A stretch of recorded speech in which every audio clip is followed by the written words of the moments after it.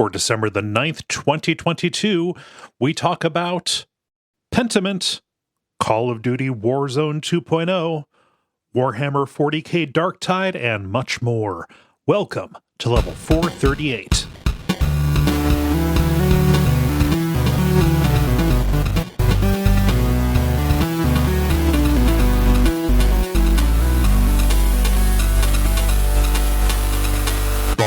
My name is Cole Ross. I'm Dennis Furia.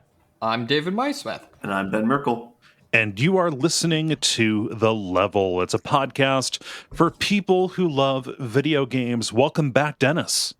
Thank you. I'm back, rejuvenated, Disney-fied. You were I had myself all of the time.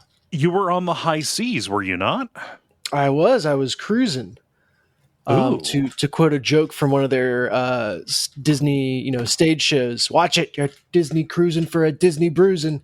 Huh. And that went over real well with the kids. So I gotcha. Did they prepend Disney onto other words? It's like the Smurfs. Yeah, basically. No, it was a really good time. Nice. No, how did the kids enjoy it? Oh, they had a blast. A cruise ship is the perfect containment field for energetic young kids, especially because with the Disney ones, they have like a play area that just has babysitting from like high 9 a.m. They can't climb over. Yeah.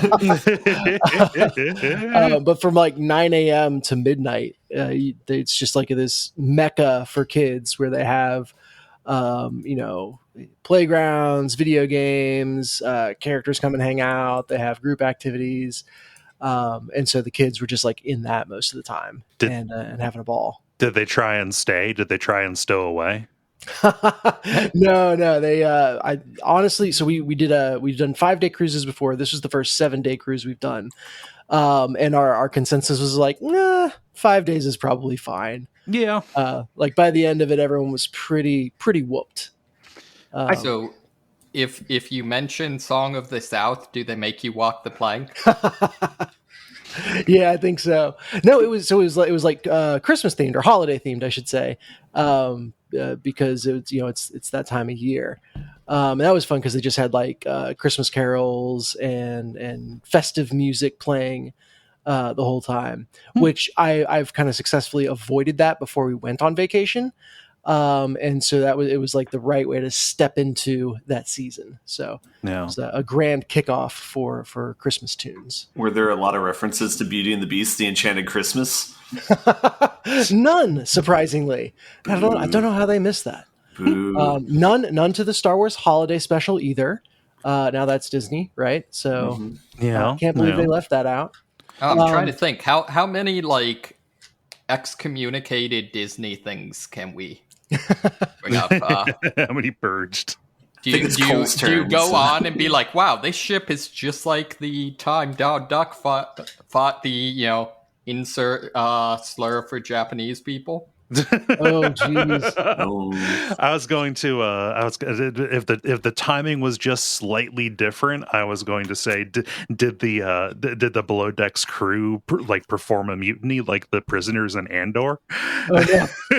are the people who are basically indentured to work on those boats, are they allowed to watch the more revolutionary works? Oh no. They notably on stage they did Aladdin, and they changed the lyric of the opening song of, instead of "Hey, it's barbaric, but it's home," "Hey, it's chaotic, but it's home." Oh, that's such. Sorry, I will go on. That one's bullshit. That's literally the opening song is literally the same scenario as the cantina scene in Star Wars, and no one pitches of it. Sorry. That's my one regressive they got too woke thing. Yeah, So the itchy trigger fingers on some stuff. It's you're gonna get some false positives. Yeah. Yeah. No. Oh. The more notable in that show, though, is they had to put down the curtain because of technical problems. Oh no! Yeah, Jafar's mic stopped working, and so They were very professional about it. Like, everyone kind of exited quietly, and the curtain went down. Oh, we got technical problems, and then went right back up. Yeah. And then later in the show, it had to come down again right before like the big whole new world number. Okay. And I guess like Aladdin was going to jump on the like magic carpet machine, which it's a very elaborate thing, especially to have on a cruise ship. Because essentially they've got like a see-through screen in front and then a screen in back, and the carpet's on like a big mechanical thing that like turns and whirls around like it's flying. So really technically cool. But it's like time for it to show up, and it doesn't show up, and then the curtain goes down, and then the curtain comes back up in a couple minutes, and it's a different Aladdin. Huh. The understudy had to switch in mid-show. And we actually met the guy, get this, the guy who played Genie and was phenomenal, by the way, went to CCM at University of Cincinnati. Oh, really?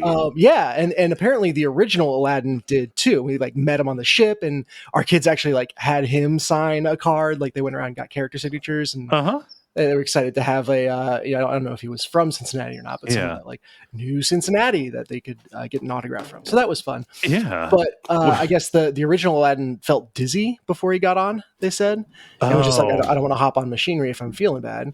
Makes sense. Yeah. So understudy went on, which is great, except he kind of forgot the opening lyrics to A Whole New World. Isn't that just the title? Yeah. Okay. A partial new world. It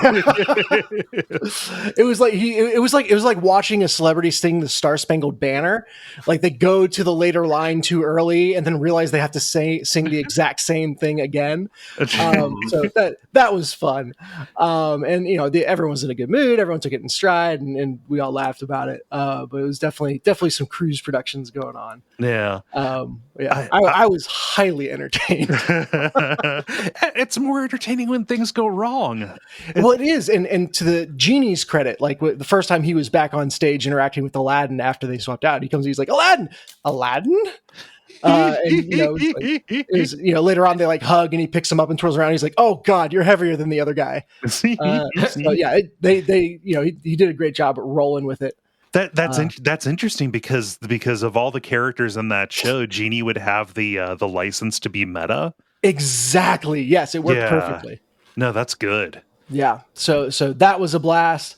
That sounds really cool. The cruise ships have a restaurant called the Animator's Palette. I don't know if it's at Disney parks as well, but it's like there's screens all around. And they do really cool stuff with that. Like one of the nights, you draw a character on your placemat, and then they take all the placemats and animate them. Oh, and so you watch your characters on the screen. Like that was super cool. And then the first night we were in there, they had a a VTuber style version of Crush, the turtle from Finding Nemo. Okay. Like animated, like live animation thing with, he would like swim around and talk to all these people from the screen, and you would like have live conversations with him. And that was just, so freaking cool. He asked Milo, he's like, what's your favorite surf moves, little dude? And it's like, I like doing a loop-the-loop. He's like, oh, radical, dude. I love loop-the-loop. It's like this. And then the turtle swam a loop-the-loop. Yeah. And I'm like, what in the world? Like, how do you plan for that? It was, really cool. I'm sure it came up in testing. I'm sure, if you ask, what's your favorite move? Like, there are people who okay, we're gonna bring in 50 kids and we're gonna see what the most common ones are. Mm-hmm. Yeah. But man, you have that one kid that's like avert Ollie McNally. Yeah. But yeah, he chatted. So we Barrett's birthday, our youngest, is tomorrow as of recording. Ooh. And so this was kind of a birthday cruise for him, and like Crush, celebrated with him about that. And it was just like really cool. So I have a dearth of video game stuff to talk about, but that's about as much as I got on the interactive entertainment front. Nice. And man, it was pretty cool. And the cruise ship is not real life. That is a manufactured experience. Yeah. Yeah, you're telling me. I wish the calories weren't real. Am I right? So are you allowed drinking on a Disney cruise? Yes. They actually, I don't know if all cruise lines do this now. They let you bring alcohol on. Oh, no. Most do not. Yeah. So you can bring a 6-pack of beer or 2 wine bottles, and you can re-up at every port. I was gonna say that's enough for like one day. I mean, So they're making kids and adults dreams come true on this cruise. It sounds like. Yes, we are. Yeah, they we had some fun, and the weird thing is they still have like drinks for sale and wine packages and stuff, and it's like, dude, you let me bring my own stuff. I want to bring my own stuff.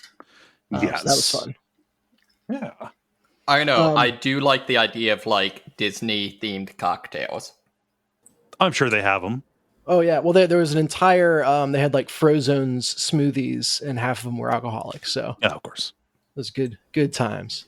But yeah, Pixar was a thing. That's just assume it's Disney, dude. Yeah, that's the safer bet at this did point. they have any like Marvel or Star Wars stuff at all? They did. So in terms of like screenings, they screened Wakanda Forever. Nice. I wasn't able to go over and see it, but they had it playing. They also had a first run of the new Pixar movie. It's mental Teflon for the name, Strange World, I think. Oh, the one that underperformed, but apparently is actually pretty good. It is good, yeah, and I'm sure there's detractors because of claimed wokeness, but that's whatever. bullshit. It was a fun movie, and I'm glad I watched it with my kids. Like This is why we can't have nice things. Well, yeah. It's interesting though. Like the story is very much about like fatherhood and interactions between So it's typical like Pixar aimed at the dads movie. Yeah. But it was just like watching it with your kids. You're like, okay, yeah, this gives us some really good talking points after. Like this is good. So not to veer into politics too much, but this is technically the show hasn't started yet. Okay. Did you see? Hey, we haven't started the grind or whatever. These are new rules. I like it. Yes. Yes. Did you see? What did you change while I was gone? DeSantis's lawyers had to define wokeness. Yeah. And defined it as thinking there is structural inequality and we should do something about it. Oh no. yeah. It's really good to get them to get them to just come out and say it like that. Perceiving reality. It's almost literally the whole like that meme that we should make society better somewhat. Mm-hmm. Mm-hmm. Oh my gosh. Yeah. So that was the Marvel, the Pixar. They didn't screen a single Star Wars movie that I could find, and I'm so pissed off because I've started watching the Star Wars movies with my kids. Okay. And I was like, oh sweet, like we watched A New Hope, and we can do The Empire Strikes Back like on a big screen on a cruise boat. Hell yes. And then nothing. And that never was available. There was like a Star Wars area of the kid zone, so that was there. They got to meet and talk with C-3PO, so that was fun. But cool. that was as much Star Wars as I saw. Yeah. So well, and no Andor spoilers. I'm like 6 episodes in or something like that. I'm about to watch. Well, I mean, if you're 6 episodes in, you've already seen one of the tensest episodes of television ever. Yeah.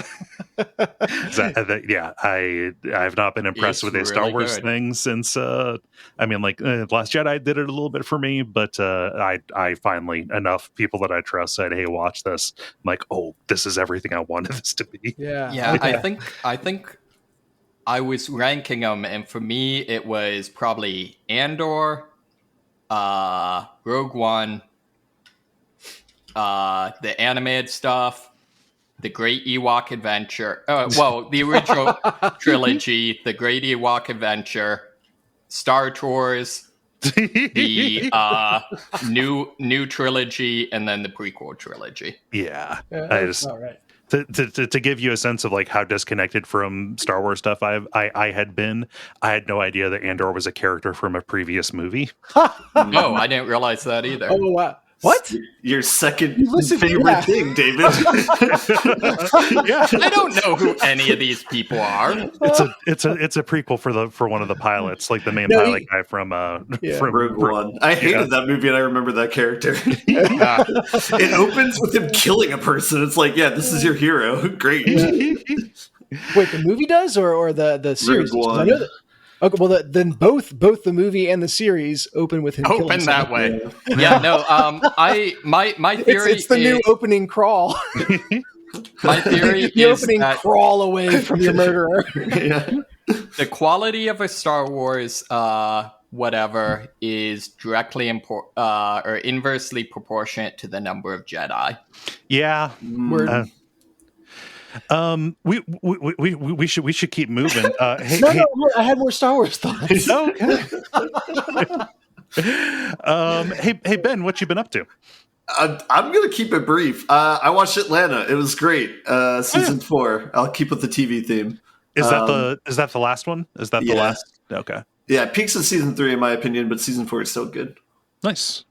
Is this a show about like It's something Disney doesn't own yet, so it's hard to find, I guess. It's about people who live in Atlanta. It stars Donald Glover. That's kind of dark. That's like a Hey, I've been to Atlanta. You live in Alabama, though. Like, what is this?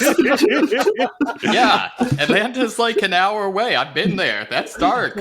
I need to. That reminds me. I need to check the results. Okay, Warnock is ahead as of right now, but it's still early. Yeah. Okay, by the time this comes out, people will already know likely. I'm hoping by the time this comes out, my joke was not appropriate. I mean, the headline that got me was like, conservatives start to sour on Herschel Walker as the election results come in. I was like, yep, they will stand behind any buffoon, asshole, terrible person as long as they're effective, and they start to sour when the results stop coming in. That sounds about right. I did love his whole like werewolves versus vampires speech. The stuff he was saying there made sense to me.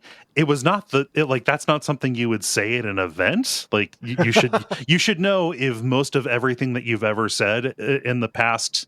I mean, let's say the majority of his adult life, everything that he has said is concussion words. Like it's concussion words, and you should know you gotta not talk about vampires and werewolves in front of people. But that's why voters like him. He shoots it straight. He says what's on his mind. Yeah, His concussed, addled mind. I feel bad because he is actually like probably maybe the only person I have that was like a quote unquote like sports hero to me. Like someone that I thought was really cool because of his accomplishments as an athlete and stuff. Yeah, but it's a shame. It's he could have just lived that life as a private citizen. Yeah. I learned that lesson when I said, "Oh, I really like Dennis Rodman because he shares my name." Yeah. David, how about you? What you been up to? Not really a whole heck of a lot. I've been taking a serger class. What is serger? What is that? Yeah. That's like a type of industrial sewing machine that's used for stretch fabrics. Okay. So like knits and things like that. Mm-hmm. And you can just do like all sorts of random stuff on it. You can make like a t-shirt in just a couple minutes. Maybe not a couple minutes, but it's a variant on a sewing machine that is incredibly useful for certain tasks, basically. Gotcha. Sweet. Trying to up my cosplay and clothing game. Nice. What was the first thing that you made using this? First thing that I made with that was actually a crop top. Nice. Cool. So yeah, some experimenting with like rib knit fabric, basically. So you knit it to your ribs? Oh man, yes. You're using it wrong. No, you actually knit it with a pair of ribs. No, you don't. So you don't knit things to your ribs with a serger. You knit things to your ribs with surgery. Ah, okay. There we go. That's a common mistake. I mean, I think like now I see. Do they come from the same word? While you look that up, I'll do mine. I haven't been up to anything, but I do want to let people know that next weekend, as you're hearing this, is Duckstream. Yeah, raising money for the Transactive Gender Project. So what is mistakenly called Duckfeed. I mean, I've called it Duckfeed East. I started doing that back when everybody was kind of over roughly in the same direction, but Duckfeed non-Portland, let's say. So the whole thing runs from 9 p.m. Eastern on Friday the 16th of December all the way through to 9 p.m. Eastern on Saturday the 18th. Our shifts, people who are listening to this and want to see me and want to see the level folks, we're going to be on during the day, so 9 a.m. on Saturday through to 9 p.m. and then 9 a.m. on Sunday through to 9 p.m. We're going to be doing some multiplayer stuff when we have folks around. I'm the only person who's tied to the chair. Let's say, but I wanted to. It's going to be that kind of stream. I mean, you got to make the money somehow, So Kole by way of Amaranth, I like it. Kole, how much do people need to donate for you to get in a hot tub on stream? I mean, a lot. Enough to buy a hot tub? How much do they need to donate for you to wear a horse mask on stream? I mean, I'd have to buy a horse mask. So I can make that happen. At least as much as a horse mask costs. I know many furries. I can make this happen. I think Dennis is talking about one of the rubber ones. Dennis can talk about whatever he wants to talk about. It's a non-kink shame podcast. Yeah. I'm not I'm taking no stances. But no, I wanted to let you guys know what I'm going to be doing for the solo time. Normally, I try to beat a horror game. Pick one and then just try and run it over the course of the weekend. I've played a lot of the big ones, big series and stuff like that. So I've decided what I'm going to do is what I'm calling random Resident Evil. Okay. I have gotten to work randomizer mods for the first 4 Resident Evil games. Hell yeah. Wow. So both classic Resident Evil 1 and the remake, the HD remaster of the remake. So except for the remake, and I think except for RE4, and I'm getting too specific, for a lot of them, so for all of them, it randomizes enemies and items that you have. So you fight stuff where in strange places, but at least for 1 through 3, it also randomizes NPCs and dialogue lines. And what you should know is the engine classifies a bunch of stuff as dialogue lines. Oh no! Like zombie screeching mode. Tires. Yeah, zombie mode. Screams of pain and such. So it ends up being like this just Dadaist. It's very Lynchian. yeah, and the lines aren't timed out, so you get these. Somebody will say something that doesn't follow, and then there's a long pause as they as they gesture through the timing of what should have been there. And then they'll just go, "Oh!" So I'm gonna randomize which of those I play. We're just gonna go. I'm gonna try and get a few other randomizers going for non-Resident Evil stuff. But it's gonna be fun. That sounds awesome. Yeah. Oh man. So something that implies that the past was much more horrifying than the present. The word surgeon is derived from the word for basically means handiwork. Oh, okay. No. Okay. I mean, so it's like basically, you go down to the hardware store and prepare for your surgery. Yeah, I mean the surgeon, the dentist, and the barber all used to be the same guy. Interesting. Yeah. Oh man. Go to the one with sharp things. Go to the cutter. Oh, so I mean, this has been one of the longest preambles we've ever had. Yes. This is what show happens when I'm gone for officially too long. hasn't started yet, as we've established. So we've got to do the regular kind of show, what with the grind, the multiplayer, and the end boss. And why don't we get started with The grind. The grind, where we talk about the games we have been playing over the past period of time or so. Dennis, I'm going to throw to you. Yeah, I mean, given I was traveling internationally without Wi-Fi for most of the time, I haven't been playing a ton, but I do have some fun stuff to talk about. So while I was on the cruise, the thing I played most was Dawncaster. And I think I've mentioned Dawncaster briefly before. Card game. Card game, roguelite, Slay the Spire-like, really. And I think when does it become a Deck of Wonders like? Aha, that's phase 3 of my Take Over the World plan. Random thing on that. That's to yank us back into the preamble. Stuff is arriving at the distributors this week and will be shipped out to backers basically as soon as it does arrive. So I'm kind of just checking my email, refreshing to see when they say go. So yeah, Deck of Wonders is going to be in people's hands really soon. That's exciting. Nice. I might be able to. You'll be playing it soon. Yeah. Anyway, Dawncaster is a Deck of Wonders like that I've enjoyed on my phone. Most notably, it plays without needing an internet connection. And so I just went through and tried to beat it with all of the characters. I think there's 6 different classes. I'd only beat it with 1 at that point. And now I've beat it with all but 1 after the cruise. So that's cool. The thing that I kind of realized while I was playing the game, at least on the normal mode, I haven't tried any challenge stuff yet, is that it, like a lot of deck building games, it comes down to finding a way to break the deck, right? Or get an infinite combo, or get something that just does insane amounts of damage.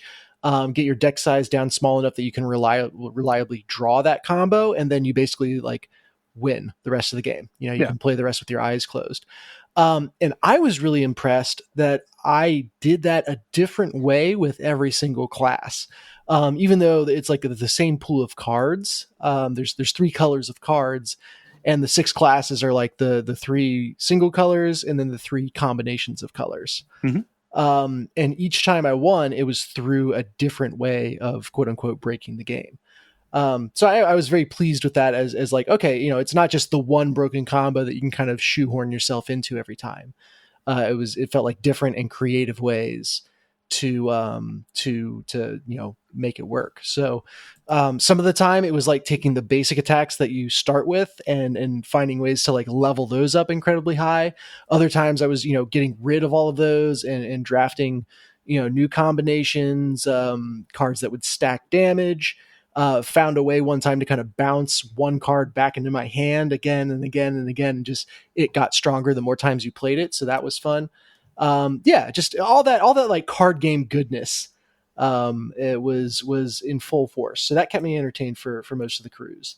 I've got 1 class left, the Seeker, that I've got to beat the game with, and I think I'm probably done. But definitely recommend it. It was $4 or something, so worth the price of admission. Nice. Love something breakable like that. Mm-hmm. So I also, I wanted to talk about Slay the Spire just because I've mentioned before, I'm doing a play-by-post of it on Reddit where I do, 1 move a day and have people vote on what I should do. And when I was without Wi-Fi for the majority of the days of vacation, that got kind of hairy. So it was the days we were on islands, I was get off the ship and just run for an internet cafe or run for the first Wi-Fi I could find.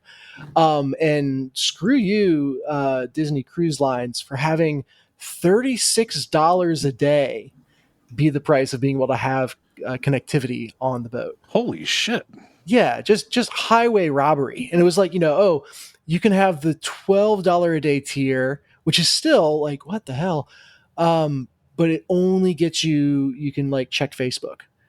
And then it was $24 a day, you can check Facebook and YouTube. And then, $36 a day, you could do other stuff. So because they figure they're getting people who have to work. So therefore it is. Maybe. You're in for a penny, in for a pound, I guess is their business model there. I resisted. I never bought it. I just would kind of binge off of whatever Wi-Fi I could find, and that got us through. And what was really fun is the community, the subreddit for Slay the Spire. They were like really good sports about it, and like the days I wasn't connected, I'd come back and they had done a bunch of memes and funny stuff. Like the amount of math people do on every single post, like calculating out probabilities and planning turns in advance, is just insane. Like if I ever was worried about being the smartest person in the room, I am very confident I am not when it comes to Slay the Spire. But yeah, so that's continues to be a lot of fun. We beat the first boss. So we're through Act 1 and we are into Act 2. And notably, like the beginning of Act 2 is like really, really rough. So I think we're going to make it through the first combat of Act 2. I don't know if we'll make it through the second. We'll see how far this thing goes. So does that mean, is Act 1, did you make it to the top of the Spire, or how does this work? Made it to the top of Exordium, I think. So there's 3 maps, so it's like the first map. It's okay. You gotta romance the Spire, you gotta trick the Spire, and then you slay the Spire. I don't know how to interpret those verbs that you just said. But yeah, so continuing to have fun with that. And then my final one, and I guess technically kind of the big new release that I've been playing, I saved it for last, is Warzone 2.0. And I didn't see, like, Ben, have you checked this out? Or has anyone touched the Call of Duty Modern Warfare Bonanza? I'm Googling this to make sure I know what it is. This is Call of Duty. Yeah. This is PlayerUnknown's Call of Duty. Yeah, exactly. Yeah. So Call of Duty Modern Warfare 2's Warzone 2.0. But it's not the same Modern Warfare 2 that came out back in 2009. Right. Yeah. Right. This is name soup right here. This is how wrong it can go. When people asked how wrong could it go if we just start throwing colons in there willy-nilly. But yeah, it's basically I think I'm enjoying it. And the reason I'm enjoying it is I didn't play a ton of Warzone 1. The consensus seems to be like, hey, if you were hoping that the sequel was going to shake up the formula in some notable way, you're going to be disappointed. But that base formula still is kind of solid. So if you haven't burnt yourself out on the Warzone format already, it's nice to have a new influx of players and some polish put on top of something that worked already. So I have a question. Is this the multiplayer that you're talking about specifically, like the battle royale type thing that they have? This is the battle royale. Yeah. So I think it's only the team deathmatch style multiplayer, and maybe not even that. Okay. That you have to buy the game for. Because don't they have Blackout in this one as well? The three things. The battle royale. No, the three things I've seen. Yeah, Warzone is the battle royale. There's Shoot House, which I think is just the team deathmatch. And I think that's gated behind buying the game. And then there's also a third and new entry, I'm pretty sure, called DMZ.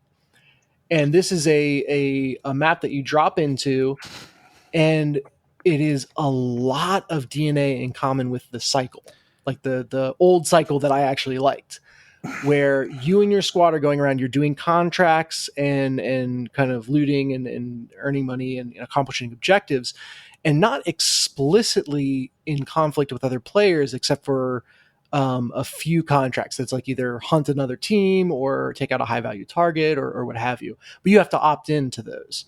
Otherwise, it's majority PvE. And then with I think this is kind of Escape from Tarkov style.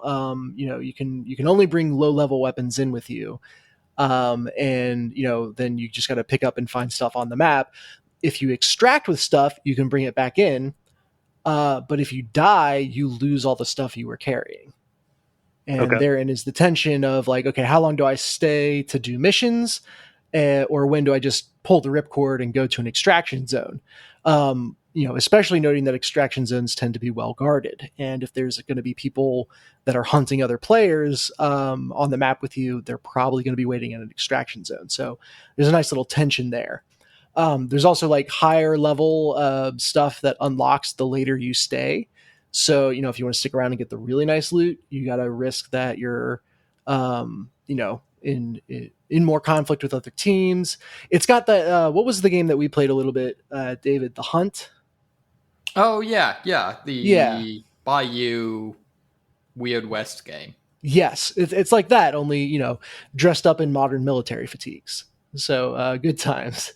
That's actually been the mode that I've enjoyed more. It's just a little bit more laid back. And the people I've been playing with are people that I know outside of the game, so like it's a good way to just hang out and you're not as intensely involved the entire time. The one thing I'll say is I wish that the AI enemies were a little more difficult. And the reason is that, so, you drop in and as long as you're fighting AI, like you're Superman, right? You're a super soldier. You can stand in the middle of the street and gun people down and not really worry. The problem is that puts you into a habit of interacting with the map that you get lulled into a false sense of security. And when you run into an enemy team that's actual other players, you're not being as careful as you should be. You put yourself in compromising positions and suddenly you're dead just because you were being an idiot and forgot that there are other people on the map. So I feel like if the enemy AI was dialed up just a little bit, like made you think a little bit more, it would cause me to be so much more prepared for when we ran into actual other players. Yeah. Can you tell when a enemy is a player or not? No. And that's actually the conversation that frequently happens is like vehicle approaching. Is it AI or is it people? And you're like, okay, how are they driving? Is it like, are they how many pedestrians have they hit? Yeah, exactly. You're doing like just an on the spot, like micro version of the Assassin's Creed multiplayer. Yeah, exactly.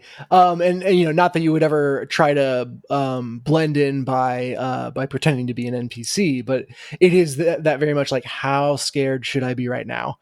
Should I be running towards them or running towards cover? I'm not sure which. I love the version of this game where they have the AI constantly trying to learn to act more like players, and they just start acting more and more irrationally and erratically.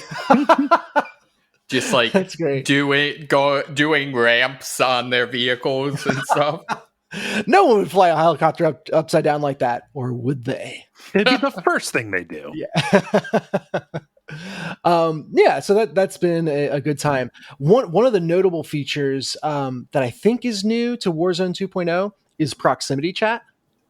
Okay. And you can actually invite people to join your squad or ask to join someone's squad.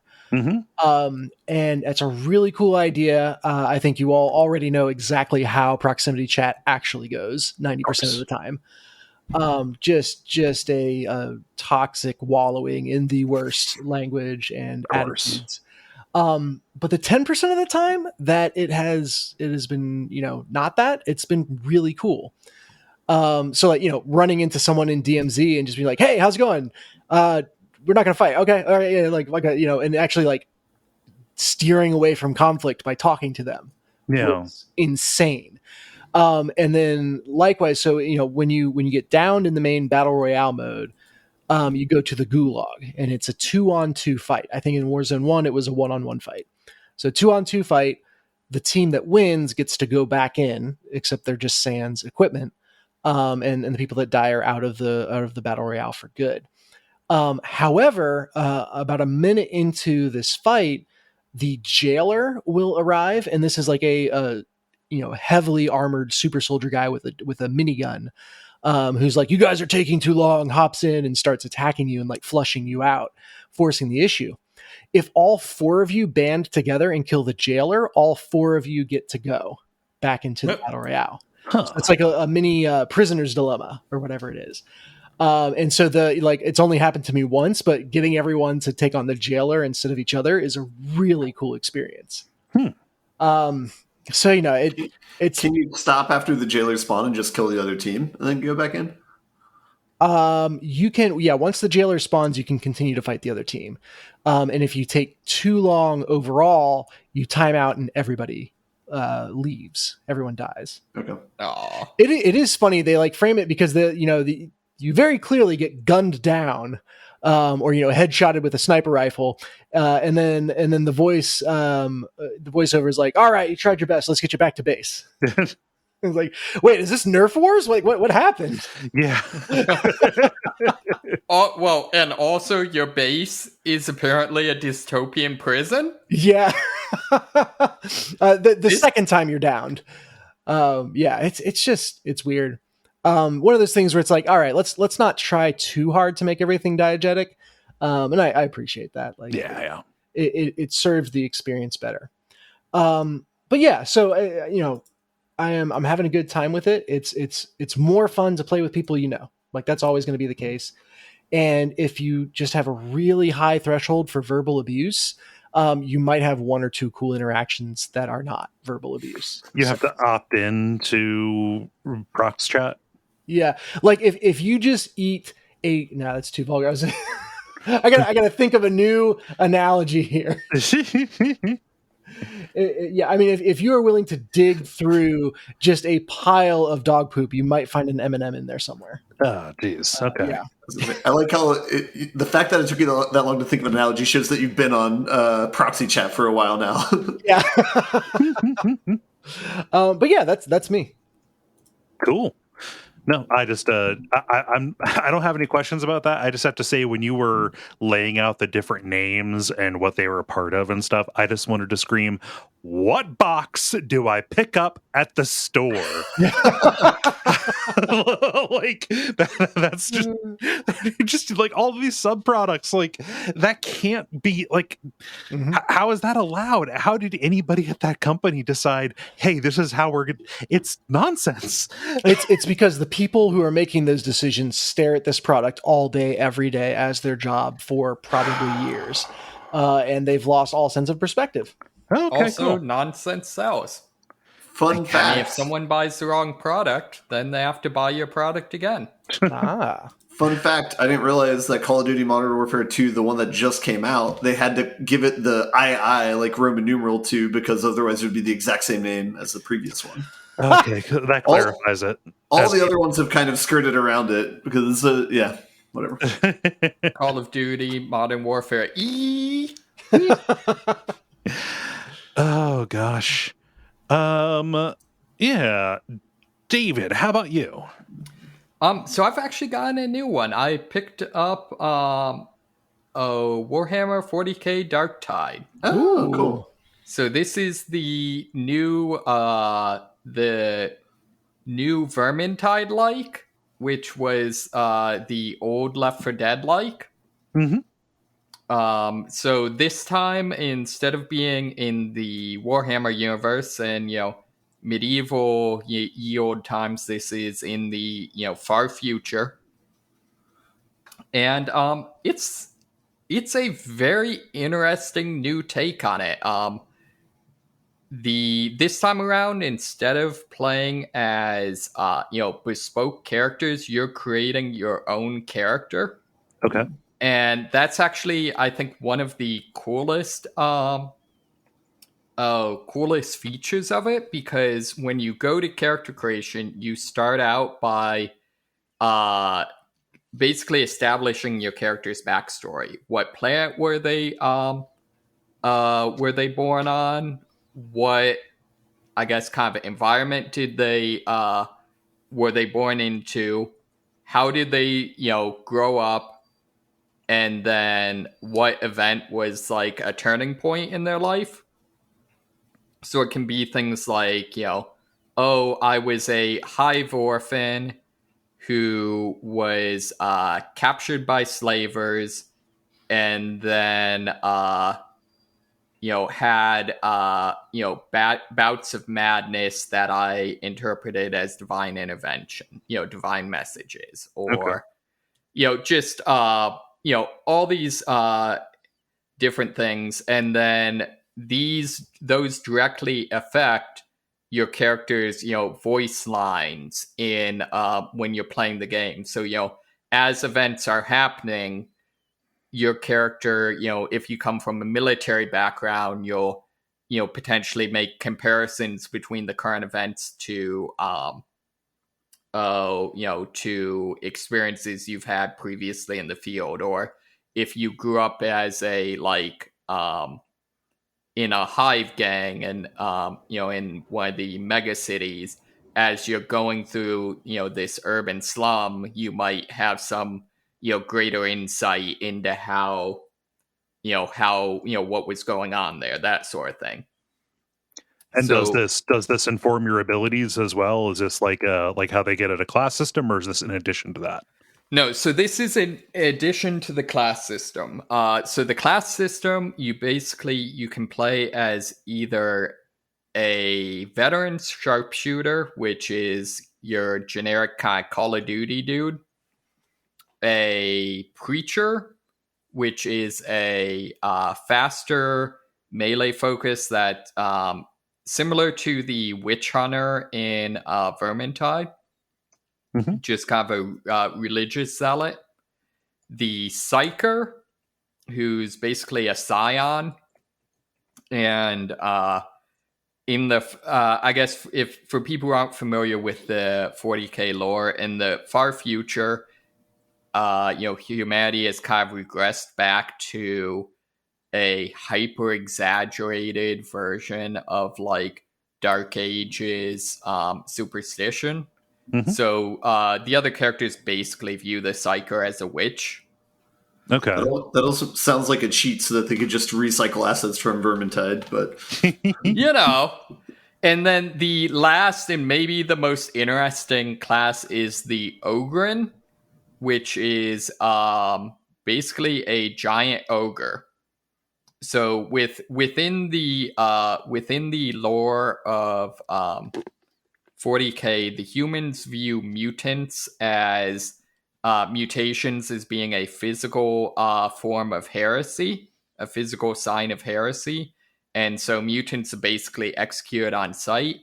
However, there's certain mutants that are deemed, probably because they're useful, as being close enough and are called abhumans, and Ogrins are one of them. So they're basically very big, very strong, very loyal, but not very smart. And this is where we get into probably my favorite thing I've done with the background system so far, because my character, who one of the cutscenes establishes has to use his fingers to count to 4. My backstory was that he was an apprentice scribe. Okay. And there's actually, I found a whole, Reddit thread, people, discussing, what is your character's kind of headcanon justification for why your, Ogren was a scribe.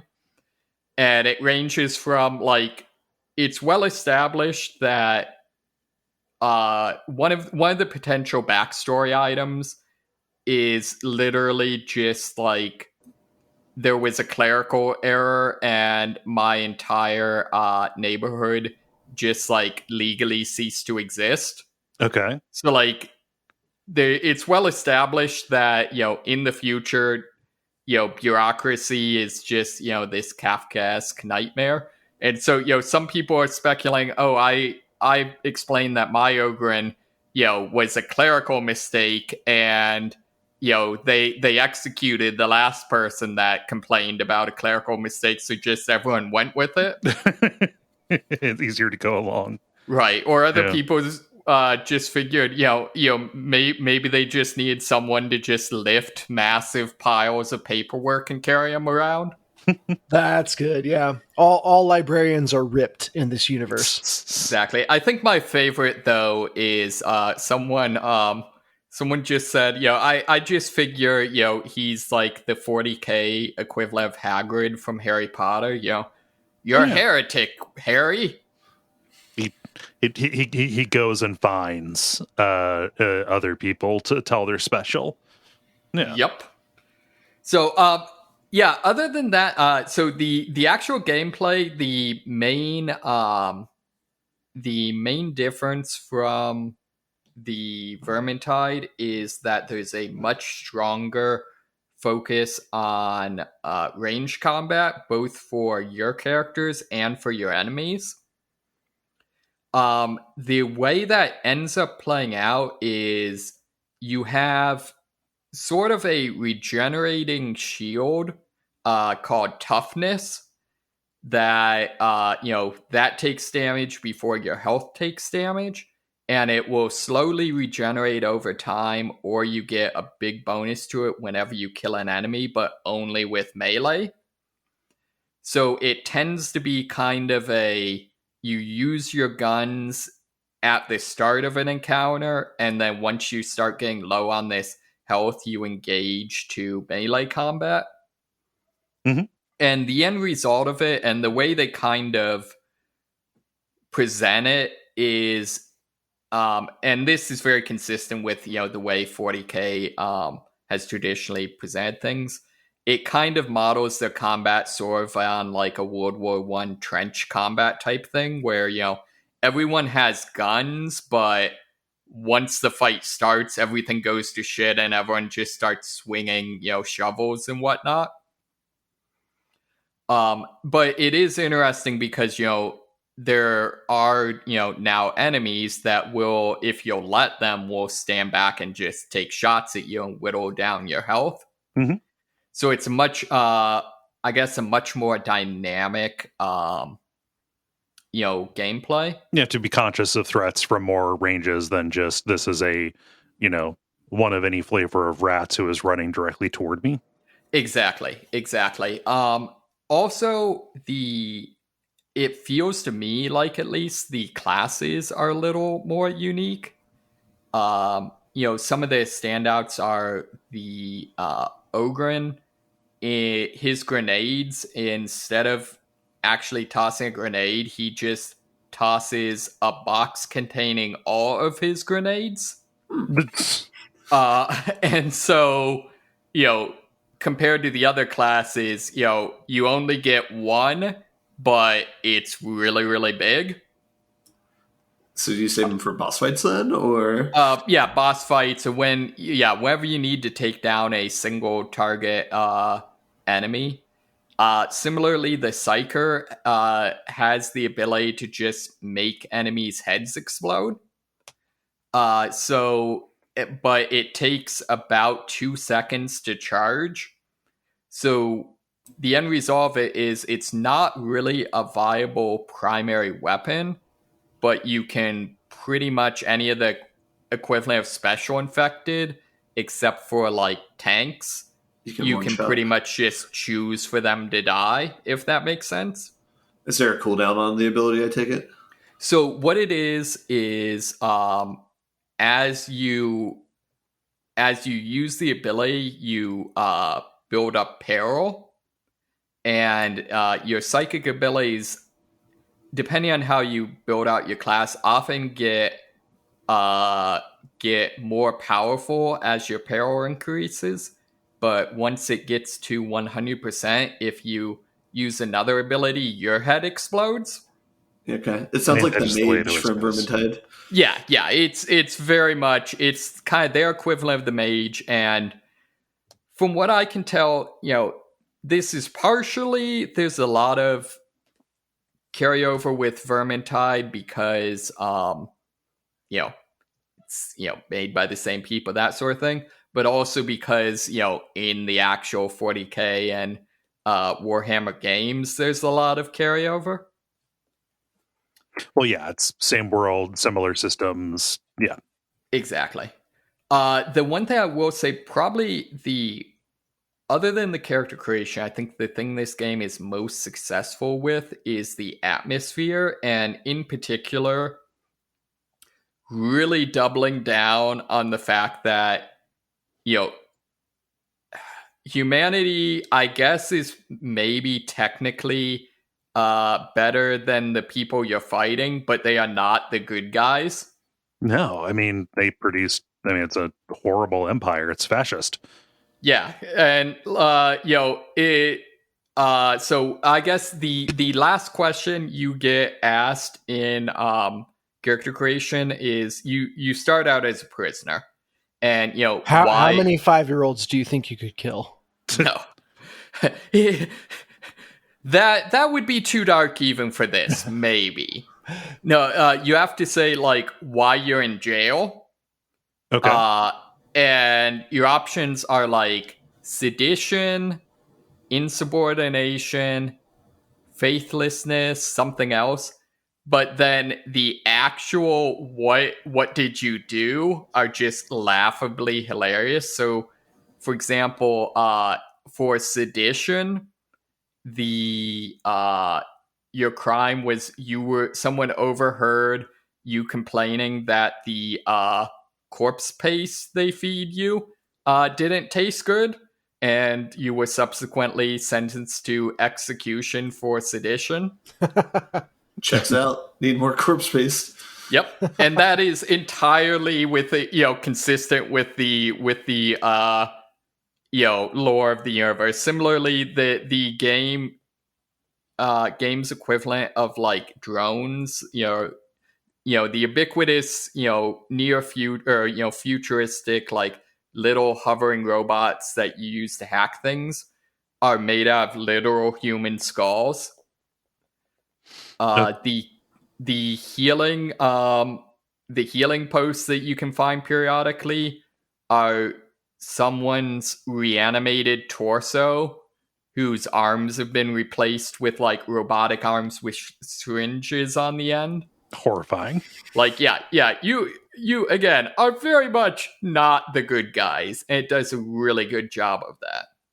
Well, and my understanding of that whole universe is it's like those things that if they showed up in Scorn would be horrifying and unsettling, but taken from the angle of like a Metallica album cover where people are going to see and be like, hell yeah, that's so metal.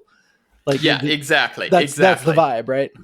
Yeah. I mean, it's the meme with this guy looking at a space marine and says, "Yeah, space marines are cool," and then there's a line that going over his head it's the actual message: fascism is bad. Yeah, yeah, exactly, exactly. And I will say, I think this is clear, but they definitely know fascism is bad. This is not like some sort of I don't know, Duke Nukem Forever, where they didn't quite get it.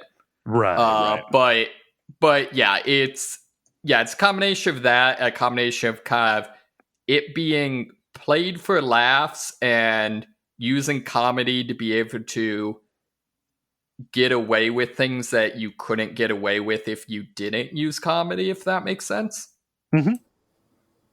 Taking refuge, being audacious, yes. and being audacious. Yeah, exactly. The biggest downside I'll say is their cosmetic and unlock system is really, really problematic. In terms of being like predatory, or yes. So to be fair, the game only costs $39, so it is a cheaper game, but the cosmetics that you can straight up buy in game are just, with your normal currency, are incredibly basic. There's basically one outfit that is just, colored slightly differently that you can, buy the different colors. So my character is, still using their default prison uniform. Okay. And I want to say, someone did the numbers, and buying a actual outfit from the shop costs like $10 or something. Yeah. And also you have to buy a premium currency, which doesn't come in the you can't just buy the amount you need to buy one outfit. Oh, you gotta have you've got some dangling space bucks. Yeah, right.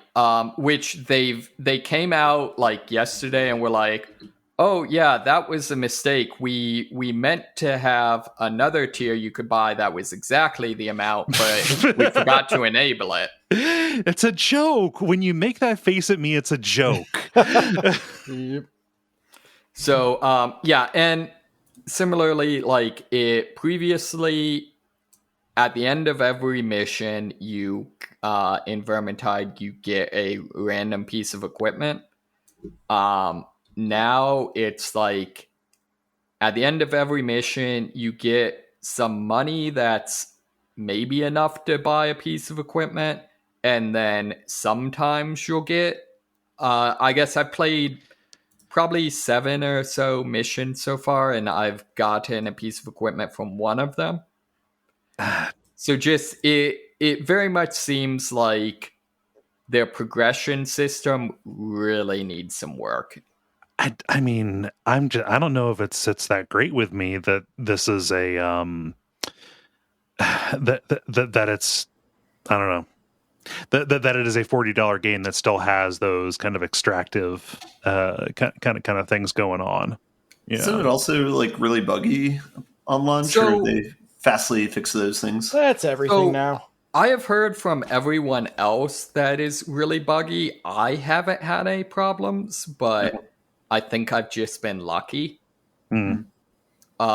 The one thing that is not there on launch is Xbox and Steam players cannot. Game Pass and Steam players cannot play together. It's the same way with Deep Rock Galactic.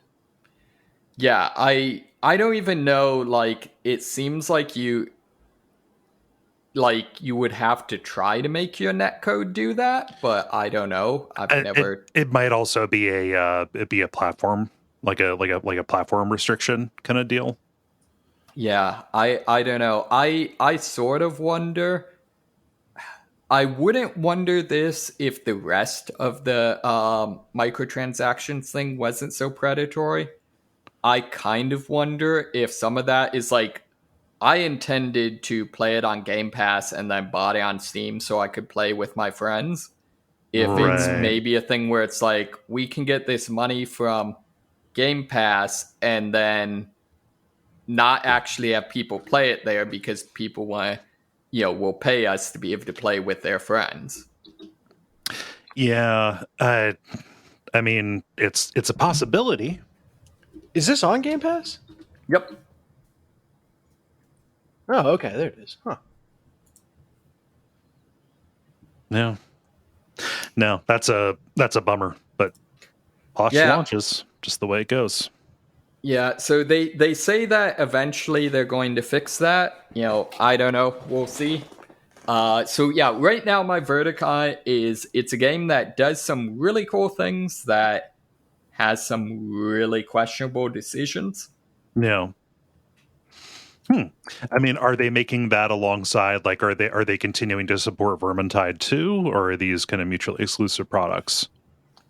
I'm not sure. I mean, the servers are still up, obviously, on Vermintide 2. I don't know if they're still making any new content for it. I think Vermintide 2, even like a year ago, was kind of end of life, where they weren't making any more big expansions. They did some trickling out of like some new class variants and stuff, I think, as DLC, but I think mostly that's done. Yeah. I don't know if they've announced whether they are going to make a Vermintide 3 or not. It sounds like you might be playing it. Yeah. I mean, that very well may be. Yeah. Do you have anything else besides that? Nope, that's all I got. Cool. Ben, how about you? All right, I got 2. God of War, the first one. I played that until Platinum, and then Wow. You didn't have to do that. well, I haven't done it in a while. I think Skyrim was the last game I did that with, but no, it's like there's just like a bunch of fetch quests, so you get small drips of content with that kind of stuff. And then most of it was in service of leveling up to level 9 so that you could actually take on the bosses that are scattered throughout the maps. I did okay with it. The last 2 bosses, I just put the difficulty down the easiest setting. Even that had to restart a couple of times for each of them. But then after beating those 2, then that was all the content that was left in the game. So I was happy enough with it after that. Is I guess is that the final story bosses, or are there other quote unquote final bosses after the final story boss? there might be like some random bosses in areas that like respawn if you go there, or it's like a boss with a big health bar at the top of the screen. But those are all the ones that are supported with like dialogue and cutscenes and that type of thing. Okay. So, yeah, I mean, I don't want to spoil. There's like equivalent to Valkyries in this game without. I mean, there's not any like narrative spoilers or whatever to talking about them. They're called berserkers. They're just like, I don't know. They function the exact same as like the Valkyries did in the previous game. To give context, the Valkyries were like optional challenge bosses that you could you had to go out of your way to find. Yeah, exactly. And then most of it was like one per realm of the 9 different realms. So, yeah. Anyway, that game, man, I feel the same way. I think I talked about this before, but it feels very similar to Subnautica Below Zero, where it's like more of a really good game from 2018, but just like, so in that sense, it's like, okay, well, that's cool. This is a copy of a really good game. But like it itself has not really done a whole lot to differentiate itself from the first game or do anything original, I guess.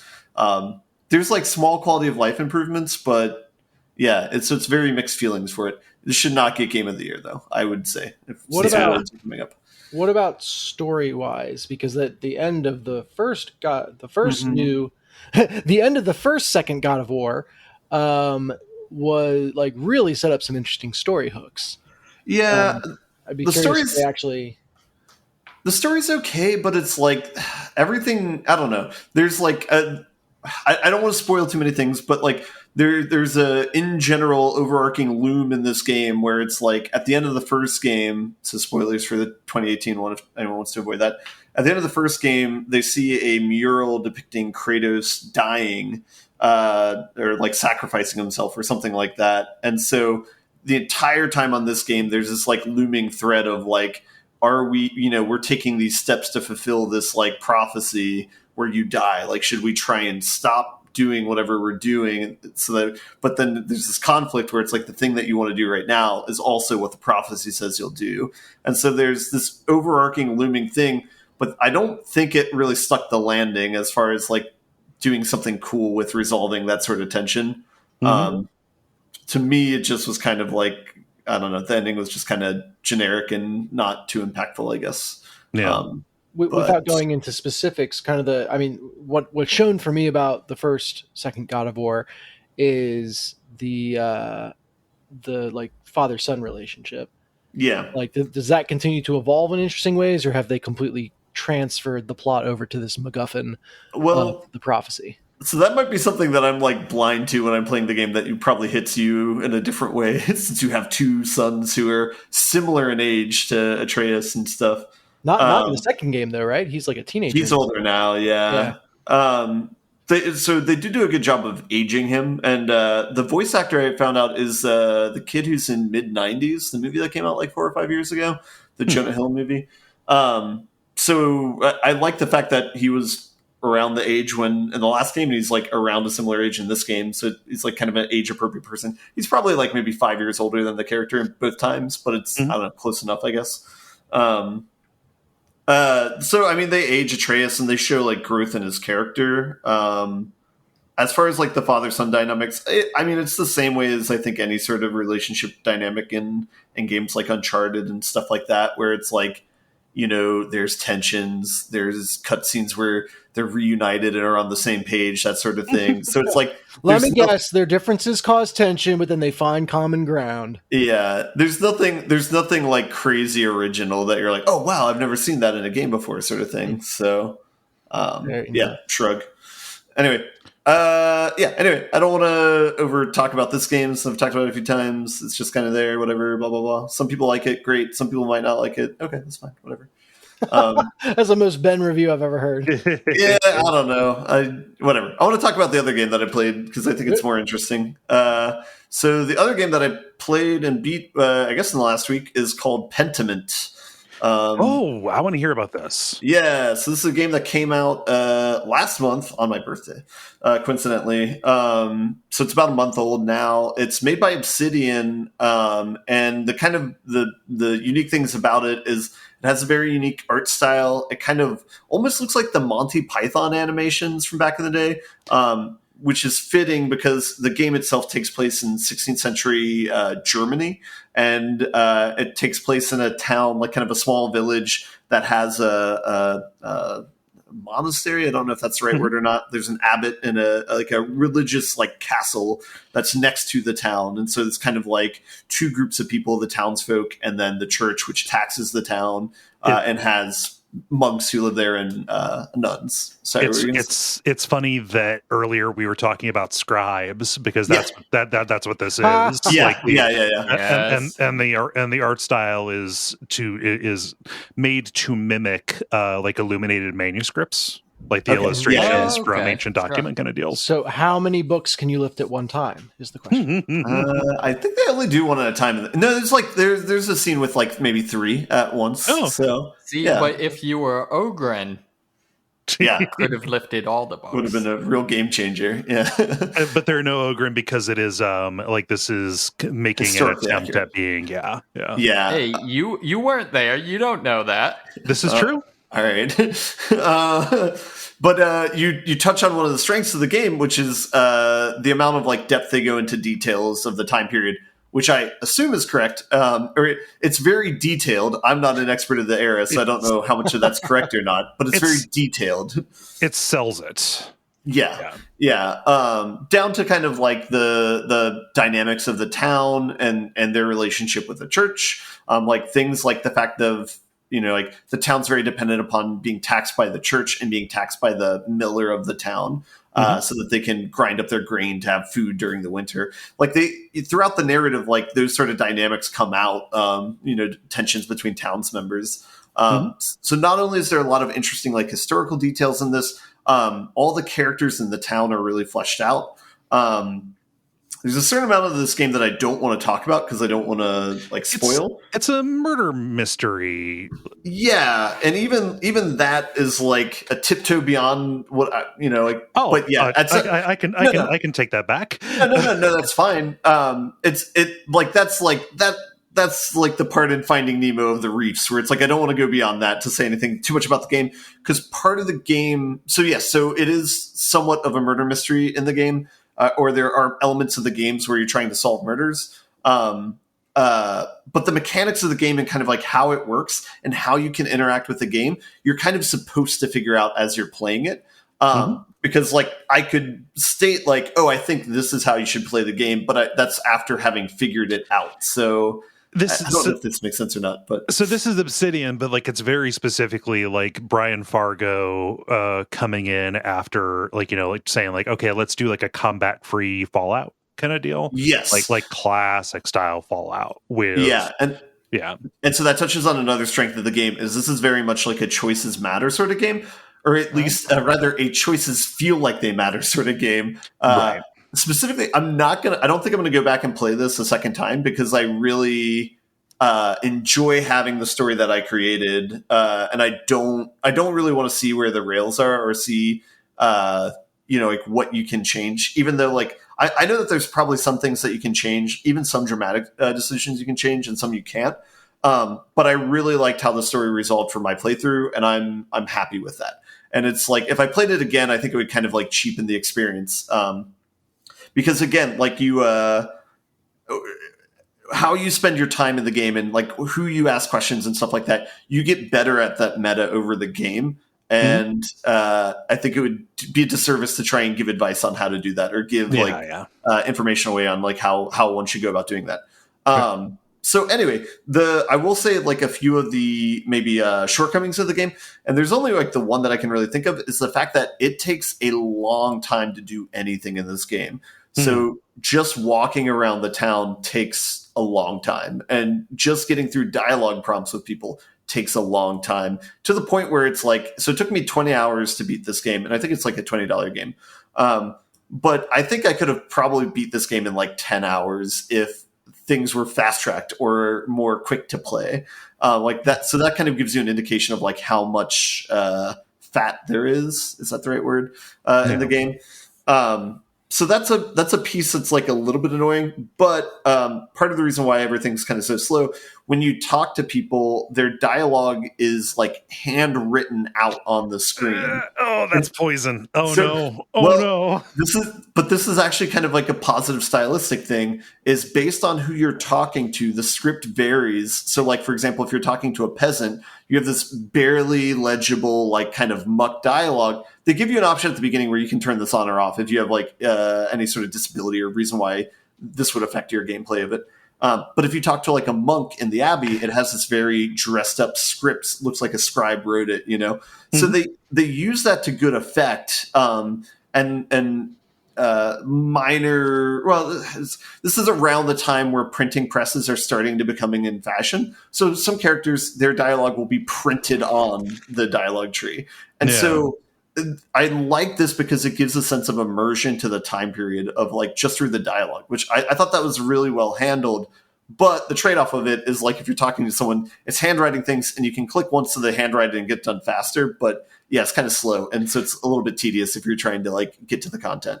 Yeah, the reason I say that's poison is just if you have to watch it, I don't know. There's just something you people can read fairly quickly by and large, you know. And if they are doing that animation to make a point, like I would be pressing that button to make it go fast. Yeah, and I'm doing that like the entire time in the game. But that also is probably another reason why I don't want to do a replay of it, is there would just be so much dead time of talking to people and you already know what the response is, but still having to go through it. Right. So that's like the main argument against the game, but I think everything else is like pretty strong with the game. Very immersed in the story. It's kind of divided up into 3 acts. By the end of the 3rd act, I was pretty hooked, and I think I stayed up late that night just to finish off the game. The characters. So the main character is Andreas Mueller, who is so you are somebody who does like painting. So you're an artist. And so you're working in the religious, the cathedral or the monastery, and you're doing paintings that are being commissioned by like, I don't know, rich people or religious people or stuff like that, but you're kind of in training. And you're staying with a peasant family in the town. And so you can kind of see both worlds, where you can see like what they're doing on top of the hill in the monastery, and you can see what's going on in the town with the commoners. And so that you get to choose your backstory. So similar to like what David was talking about with in the new Vermintide game, is you can pick your background, you can pick your college major, you can pick your personality type. So just to give you examples of this, I thought this would be fun. So I RP'd my trip from over the summer. So I picked that I went to Belgium, and I picked hedonist because I drank every day there pretty much. And then I picked like logician for like college major. And then there wasn't a good choice for person. Well, there's a few other things that you can pick as well on top of that. So, they do a good job of reinforcing, though. For everything you pick, there are dialogue options that reinforce those like pretty frequently. And then kind of like the meta game is there's similar to like the Fallout games. There's a lot of times where you need to try and convince somebody to do something to, you know, either further an investigation or further something that you're trying to get done. And the way that's handled is they show you basically all the things that you've done up to that point that influence it with either like +1 or -1. And it's not a die roll or anything. It's just strictly, hey, did you meet this benchmark or not? And if you did, it passes. If you didn't, then you don't. But it gives you enough information that you can kind of go back and maybe try different things if you want to try and pass that in a different run. I like the way that was handled. Another comparison I was going to make is this game it feels somewhat similar DNA to Disco Elysium, which I know is very high praise for the people who listen to this show. But it has a lot of similarities there in the fact that, one, it's kind of slow to move around the entire map, but then two, you're spending a lot of time talking to different people and trying to convince them of things. And even though there's not a die roll, it feels very similar to that sort of gameplay as Disco Elysium. Yeah, I think that's most of all I want to talk about with the game. It's really good though. That sounds really cool. Yeah. I would love to watch somebody else play the game as well. So if anybody's here decides to play it, maybe on a stream on Friday night, let me know and I'll pop in. So. Yeah, this is pretty high up there for me on a game that I want to. I mean, it just that Disco Elysium comparison is really salient for me. Love that game. I'm not so much the art style. I can kind of take or leave it, but it just just in terms of like the actual the effect that will have on the overall how the story feels and stuff. But like I don't know, like it kind of seems like it's right up my alley. I don't know, just like the only bummer for me is that there's no combat, but also whatever, like if that wasn't the game they wanted to make, I'd rather they not shoehorn it in. I did not miss combat at any point in playing this game. So yeah. Nice. Yeah, I don't have any questions, I especially if there are spoiler sensitivities and stuff. Yeah, I just think it's funny. I think between this game and was it Case of the Golden Idol, like those are like the two best like narrative games. Those are like high up on rankings for game this year, especially over things like God of War 2, even though that has so much more production put into it. Yeah, I like how we've collectively decided that we're just not going to call it Ragnarok. Oh yeah, it's God of War 2. Yeah, I mean, if the game itself doesn't respect Ragnarok, why should we respect the title? Yeah, I mean, if it's not the last game, I'm not calling it Ragnarok. Oh man, but was that all you had, Ben? That's all I got. Yeah. And surprise, I don't have anything. I am thick in the middle of prep for Duckstream and trying to get those mods to work, and also rounding out Western RPG month on watch out for Fireballs. Woo. Playing we did Torment Tides of Numenera, and then we were also doing Shadowrun Hong Kong on there. Both really good games, both very demanding on a time from a time point of view. So all of my like discretionary, I am like messing with the computer time. It has been Rocksmith and like relaxing playing Walkabout Mini Golf, both of which are games that I have talked, one of which arguably isn't a game, the other of which I've talked about plenty. Which one is which? Yeah, I was trying to figure that one out too. Oh no, Rocksmith, insofar as it is like a teaching tool kind of thing. Like I use it as like visual tablature that has kind of adaptive difficulty, like working up to actually learn songs. And Walkabout Mini Golf, which is like mini golf is a game, but there's only so far you can get by saying basically what I said the last time I talked about it, which is this is actually just really solid mini golf done in VR, and it is just extremely enjoyable. But that's about as far as the criticism can go.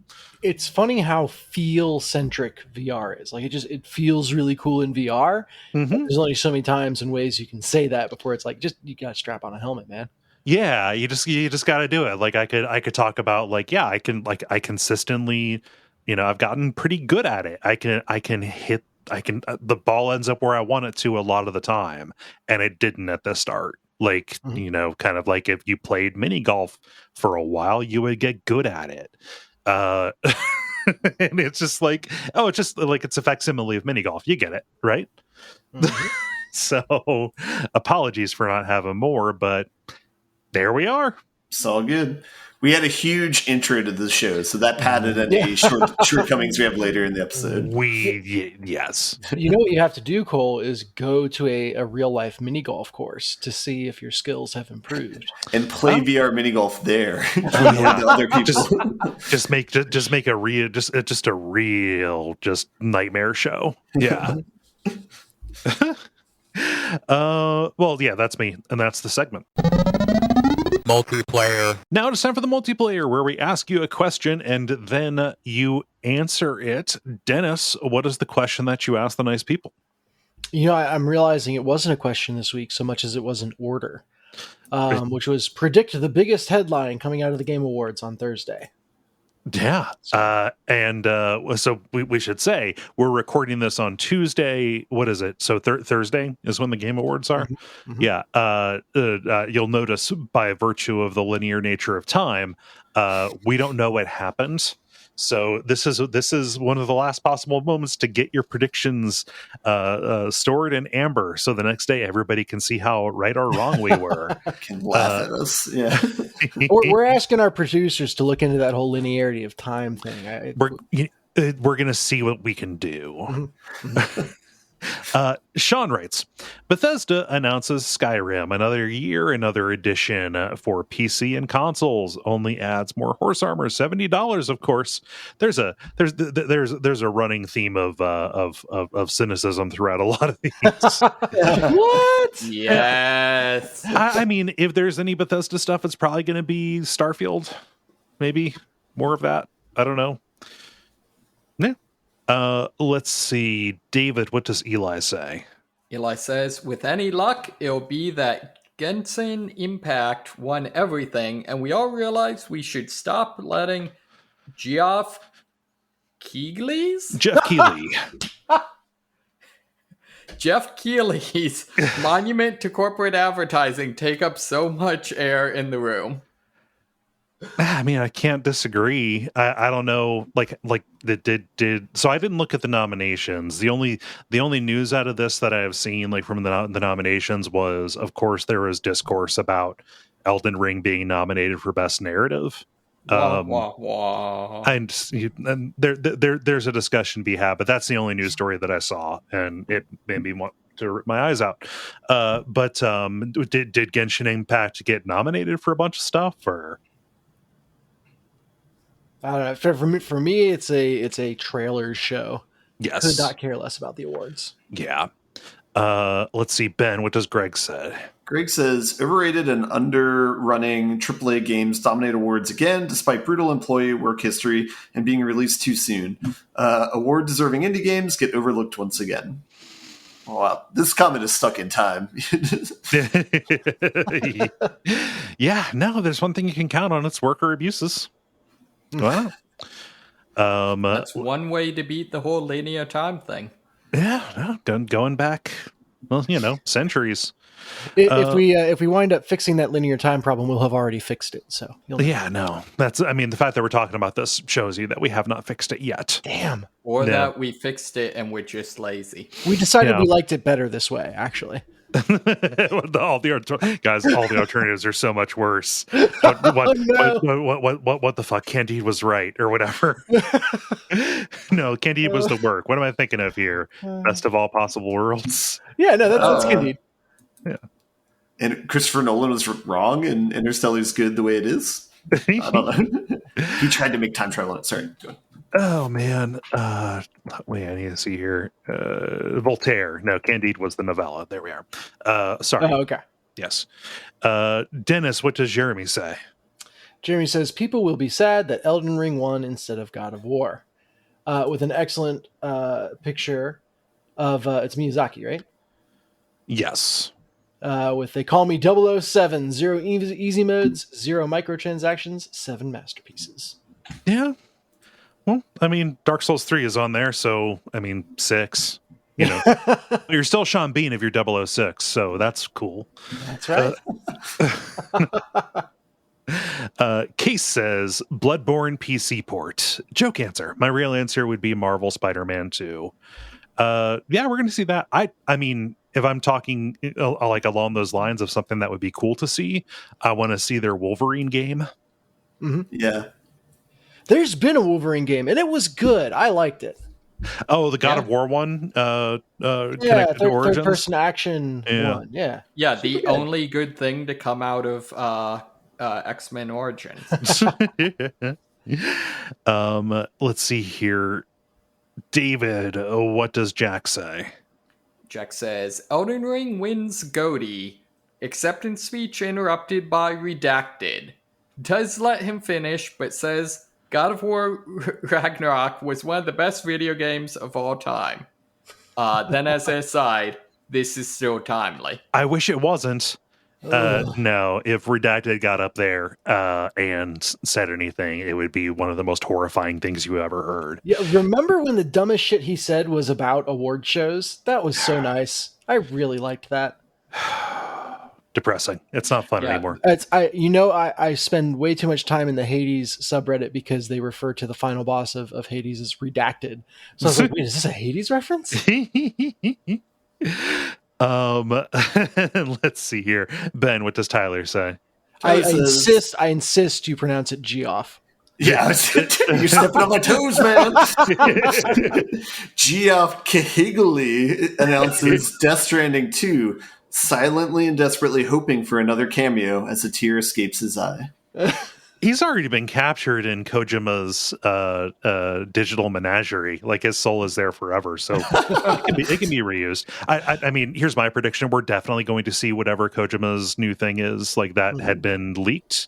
Or maybe announced. I don't know. I'm curious about it because it's going to be a horror game, and yeah, that's also something that I am looking for.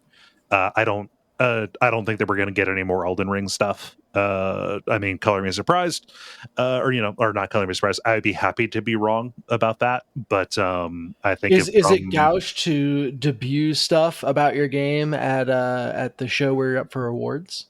No, God, no. Does that happen? I don't know if that helps or hurts the case. Yeah. We'll just give you an award for the next one then. Like those two functions are so like this is a show that is really at odds with itself. Like the fact that it is like winter E3 in terms of reveals, but also the award. Like I think you hit on a key tension there. Mm-hmm. Yeah. I don't mind the amount of like video game advertising that's in it. Like that's the main event. Yeah. I think one of my biggest complaints is the fact that they call it the Game Awards. The definite article on that is, I mean, it's indefinite, but they're saying the Game Awards. Like the Ohio State University. Well, yes. And I think also, like, it's just dumb because, like, I could go to the DVD store, which is definitely a thing people still do. And, someone could, like, print on the cover of their DVD, like, Oscar winning. But it wouldn't make sense for me to go to the, wherever and be like, won a game award. It won the Game Award. Do you have a prediction for this one, David? Yes, my prediction is that none of the people who spent hours crunch timing for the game that wins are going to be there to receive it or are going to benefit from the award in any way. But think about it. The producers and managers and, visionaries, they had to be around a bunch of very unhappy people for a very long time. And that is its own kind of struggle. Yeah. It's like the suffering of Princess Markle, right? I guess. I don't know. Oh, man. Ben, how about you? I'm going to double down on Greg's opinion and just say indie games will get overlooked, even though they have more creativity. Since there's not as much money in them, then they probably don't have as much pool. I mean, the winner of last year I had never even heard of, so I checked today. What was the winner last year? Like, It Takes Two or something, which I've never heard of. Yeah, that was it was from the brothers and A Way Out. It's indie-ish. It's Double A. Yeah, but that was the mandatory co-op multiplayer game. Ben and I played it. We talked about it.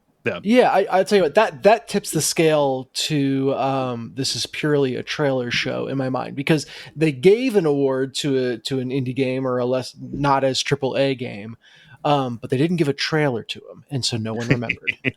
I mean, also, how indie can you call it? Because that was also published by EA. That's fair. Yeah. EA also did Lost in Random recently. Like they've got their indie game, at least running. Small, yes. Like they're just, it's weird because any other, like if this was the music industry, there would be a sub label under EA. So looking at it,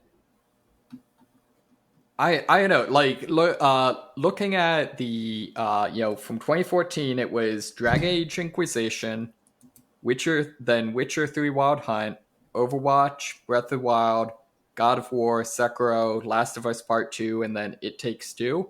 Mhm. Like, those aren't particularly strong contenders, most of them. Like, I'm not saying they weren't good games, but like, I'm not sure any of those I would say like, oh yeah, all-time classic. Like maybe Witcher 3 and Breath of the Wild. No. It's because you're viewing them separated from the hype of, that was going on while the Game Awards were happening. Yeah, I'm just like reading them that way actually seems much more damning than like anything else. So, Dennis, do you have any? Do you have a prediction on this? Yeah, my prediction is they're going to announce the Super Mario Bros. Movie game. Do like a Street Fighter the movie, the game thing? Yes. I'm still hoping. Oh wait, no, someone chose that as a news story. Never mind.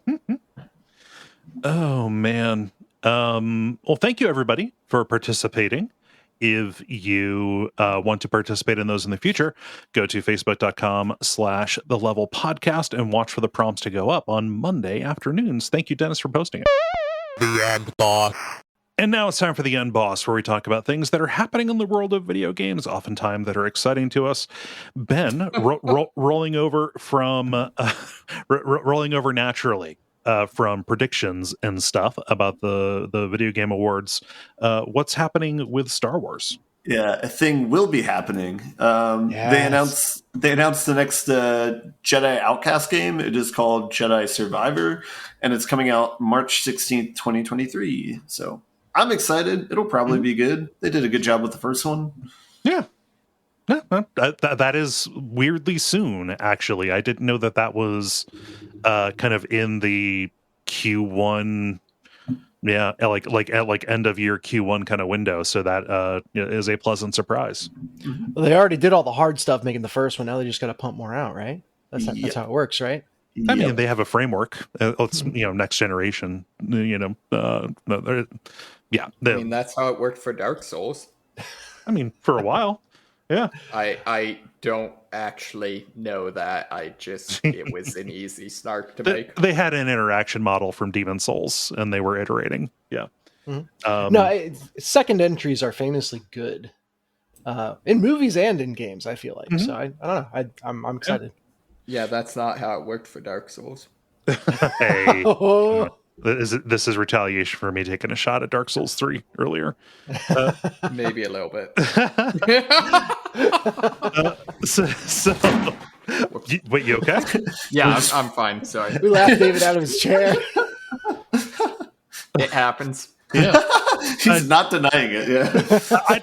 I saw this image leak. Like, do we know where this came from? Like, was this Probably just Photoshop, something like that. No, sorry, that's not what you were asking. I found it from Reddit, so it has to be true. Okay. Yeah. And it is as plausible as anything.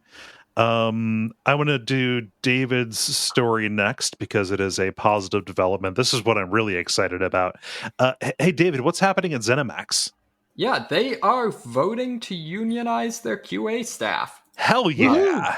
Yeah, they've got 300 people on their staff, and voting continues through the end of the month. Apparently, the QA workers at Activision Blizzard in Albany voted already to unionize. They voted the same day that this vote started, but if I'm understanding this correctly, there were only 14 people, so it was a quick vote and was unanimous. Nice. So yeah, one of the interesting dynamics with this is that Microsoft has declared neutrality.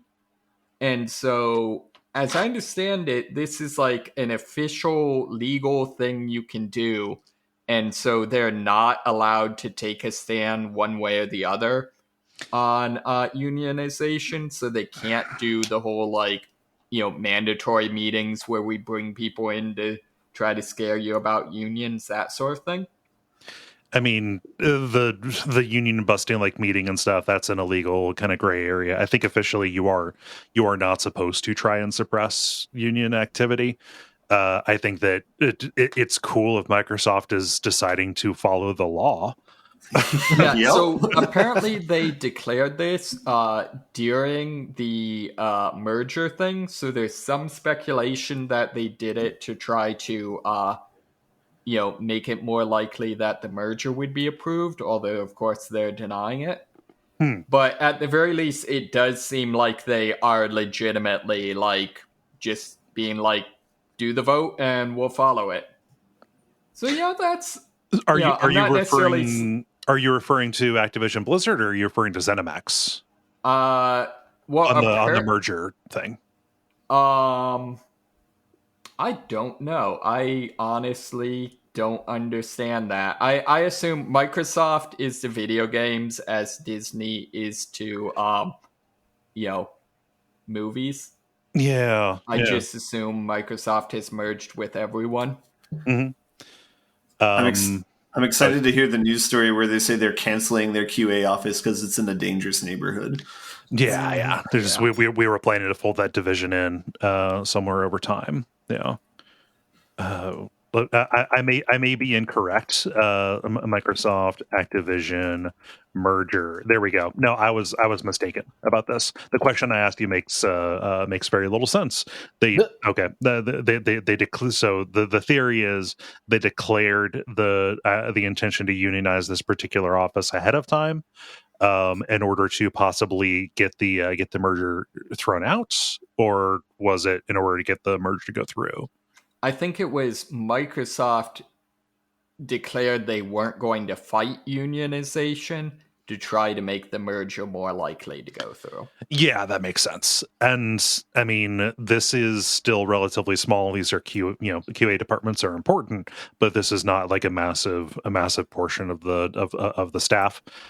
So them allowing this concession that hey, we're not going to pitch a fit about this if it makes our already really shady and shouldn't be allowed to happen deal go through. Yeah. Yeah, although it does say in this article that the neutrality agreement extends to all Microsoft employees as well as Activision Blizzard employees. No, it doesn't. I mean, it hasn't. Effectively, it hasn't. Yeah. But. Well, yeah, they go on to point out that, Activision... Well, I mean, but Activision Blizzard did shady shit is no longer news. Yeah. That's like saying, Redacted said something horrible. I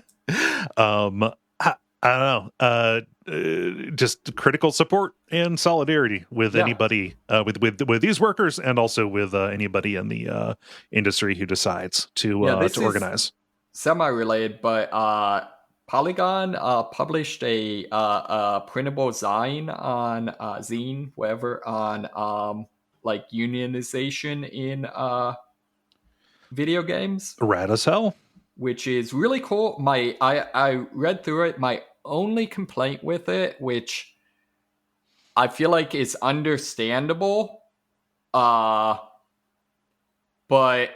I'm not sure entirely honest, is they, talk about union busting might happen. I feel like you should be honest and be like, oh yeah, your employer will try to ruin your life. Yeah. Yes. Yeah. They will do everything possible to hurt you. Yeah. They're going to make an example out of you. See Chris Smalls illegally, right? As well. Yeah. They'll literally hire the Pinkertons to come after you. So. Yeah. Ben, it can't be illegal if you have money. Oh yeah, I forgot. It's America. If you're capital, it's fine. Mm-hmm. Good God. Let's see here. It's just a positive story. Small unionization steps. Yeah. Let's go. Yes, there we go. Can I make some positive comment? Not to get too mired in this, but yes, I saw an interview with Chris Smalls where he was talking about because he organized many Amazon unions after being fired from Amazon, but he was talking about but he was talking about how to look positively, and like every day he's just like going to bus stops to try and get people to like sign up to like say that they want to be in a union. He's just has such a positive attitude about everything. He's like, yeah, you're gonna have some hard days, but you just got to get up and go out the next day and keep doing it. He has a really good. He is a very effective leader and a very good face for the cause. Yeah. So let's move from that positive story. Dennis, I want to hear. So what's happening? What's Mario up to? Yeah, I'm going to surprise you guys. I'm going to stay positive on this. Okay. So, every article I could find on the trailer is like, oh, movie looks great. Everyone sounds great except Chris Pratt. Pretty much. Yeah, but let's start with those first two statements, and then I'm going to get to the second or the third one. Yeah, this is done by Illumination, and like their experience absolutely shows this is gorgeous.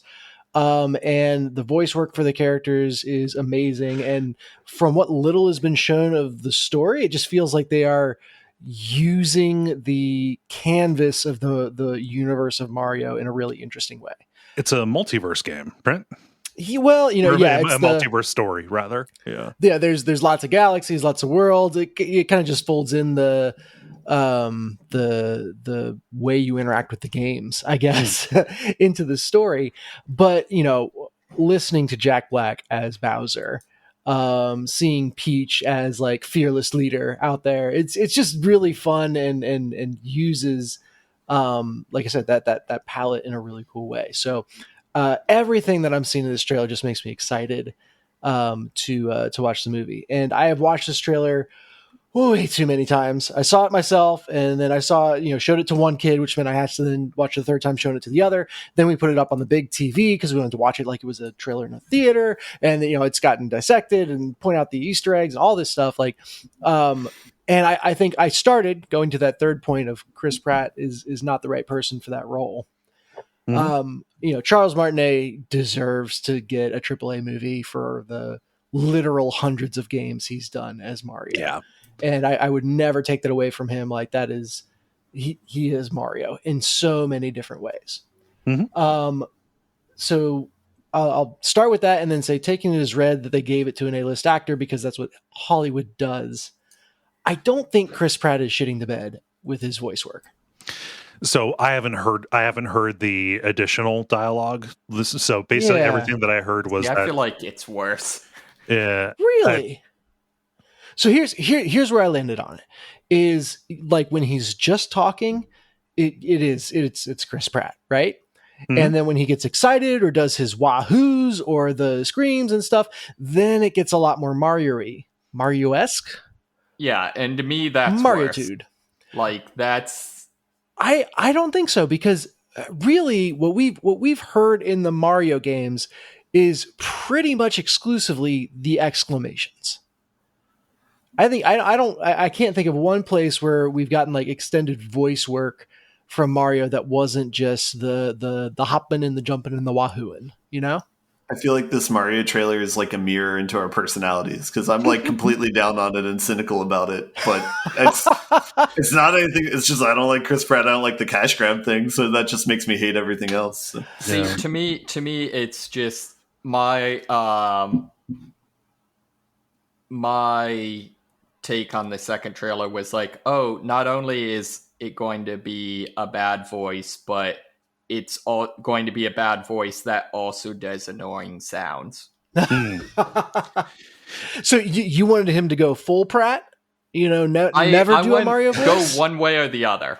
Okay. You don't like the fence rider. What is that? Be hot or cold, not lukewarm. Yeah.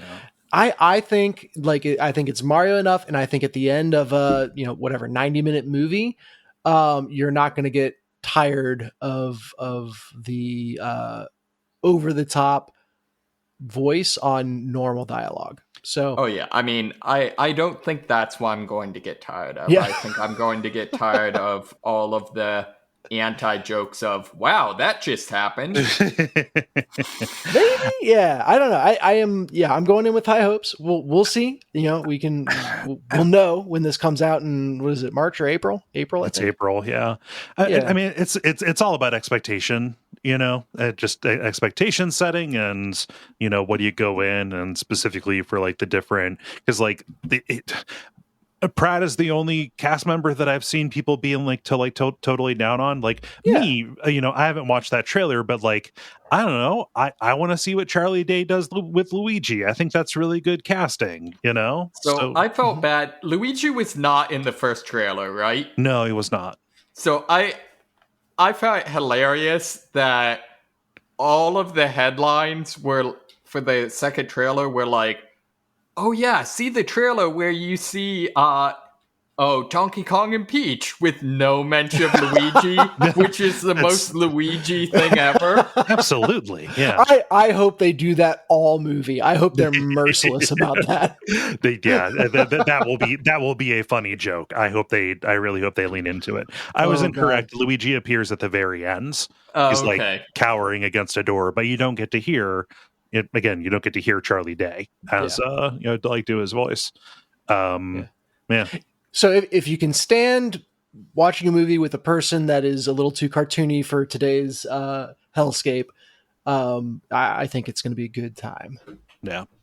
Well, we'll see. I mean, I'm going to watch it because we're going to do it for Adaptation Decay. You can't not. You literally can't not. Yeah. I do not plan on watching this movie, actually. Ben!